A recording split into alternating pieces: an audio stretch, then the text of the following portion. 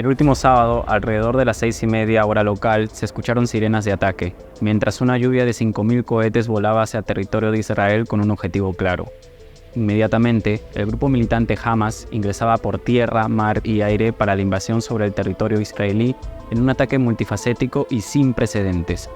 Ante este evento, Israel respondió lanzando ataques aéreos contra objetivos de Hamas en Gaza, desencadenando nuevamente una guerra. Hasta el momento se tienen contabilizados más de 1.500 muertos, 900 en Israel y 600 en Gaza.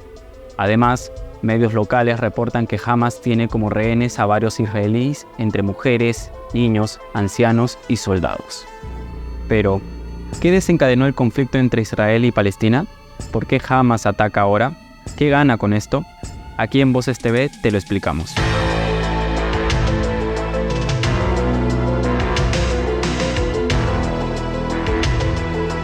Esta no es la primera vez que estas contrapartes se enfrentan.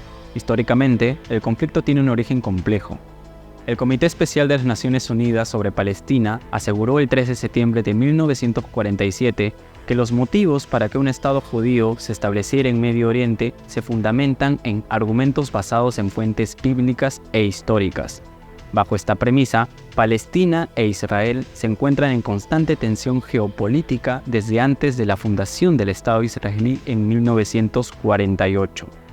De hecho, a comienzos del siglo XX, alentado por el antisemitismo que sufrían los judíos en Europa, tomó fuerza el movimiento sionista, que buscaba establecer un Estado para los judíos.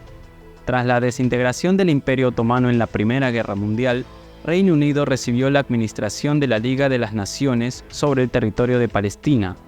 Pero antes y durante la guerra, los británicos habían hecho diversas promesas a los árabes y a los judíos que luego no cumplieron.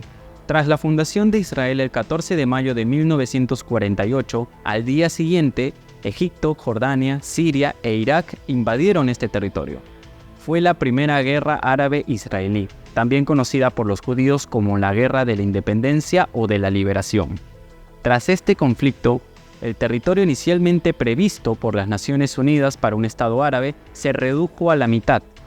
Para el pueblo palestino, acá comenzó la Nakba, llamada destrucción o catástrofe. El inicio de la tragedia debido a más de 750.000 palestinos quienes huyeron a países vecinos o fueron expulsados por tropas judías. En 1967 inicia la denominada Guerra de los 6 días, cuyo resultado fue una victoria israelí aplastante sobre Palestina. Tras esto, Israel tomó los territorios de la Franja de Gaza, la península de Sinaí hasta Egipto, Cisjordania, incluido Jerusalén Oriental hasta Jordania y los altos del Golán a Siria. Años después, en 1973, llegó el conflicto denominado Yom Kippur, de Egipto y Siria contra Israel, donde los egipcios pudieron recuperar Sinaí, que no fue entregado hasta 1982. Tras ello, Egipto firma la paz con Israel y después lo hace Jordania. Años más tarde, en 2005, Israel luego se retira de Gaza, territorio que es hogar de 2 millones de palestinos, quien cayó en 2007 bajo el control del grupo Hamas después de una guerra civil.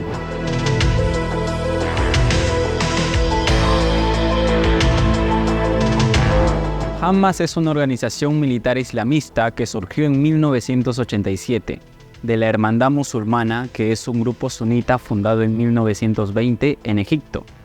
El grupo insiste que Israel es una potencia ocupante y que ellos están tratando de liberar territorios palestinos de ese estado ilegítimo. Se niegan a reconocer a Israel como una nación. Es más, en 1993 se opusieron a los acuerdos de Oslo, que era el pacto de paz entre Israel y la Organización de Liberación Palestina.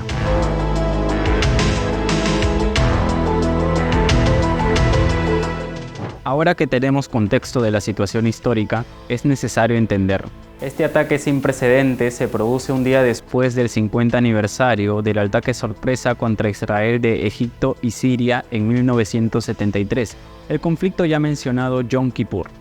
Asimismo, los ataques de este fin de semana también coincidieron con el Simchat Torah, que dura una semana, que para poner en contexto es similar al periodo navideño cristiano, por lo que muchos israelíes estaban distraídos y relajados. Ian Parmeter, especialista en Oriente Medio en el Centro de Estudios Árabes e Islámicos de la ONU, afirma que el ejército israelí también estaba mucho más concentrado en las dificultades en Cisjordania y le tomó tiempo trasladar a su personal al sur del país para defender a las poblaciones que estaban siendo atacadas. Otro motivo sería el momento de crisis que atraviesa Israel. El historiador y ex embajador de Israel, Eli Barnaby, considera que el momento del ataque era aparentemente propicio. Israel atraviesa una profunda crisis política y moral que, a juicio de Hamas, debilitaba sus capacidades de defensa, afirma el historiador y embajador de Israel. Desde principios del año, el gobierno del primer ministro israelí Benjamin Netanyahu se enfrenta a una gran ola de protestas semanales que piden revocar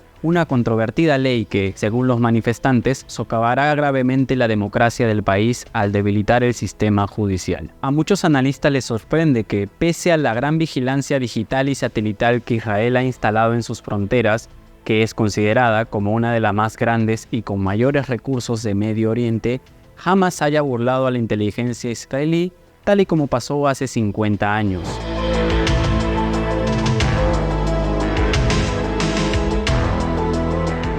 Para Itamar Ben-Gvir, ministro de Seguridad de Israel, con su ataque Hamás pretende erigirse como el principal protagonista de la resistencia a Israel en su lucha por sustituir a Mahmoud Abbas, el actual presidente de la Autoridad Nacional Palestina, en nombre de su denominada unificación de frentes. El conflicto entre palestinos e israelíes es uno de los más largos y complejos en la historia del Medio Oriente.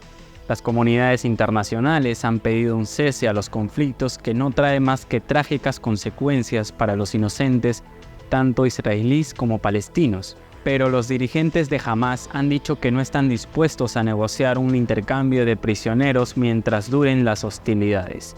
Y del otro lado, en Israel, el primer ministro israelí Benjamin Netanyahu aseguró que la respuesta de su país cambiaría a Oriente Medio sin dar más detalles. Los seres humanos hemos tejido un oscuro tapiz de conflictos y guerras a lo largo de nuestra historia en la búsqueda de poder, control y territorio. Las guerras, con su carga de sufrimiento y destrucción, nos recuerdan la urgencia de buscar la paz. Pero ¿cuánta sangre se tiene que derramar para alcanzarla? ¿Y tú qué opinas? Te leemos en los comentarios y para más contenidos suscríbete a nuestro canal Voces TV, un espacio para todos.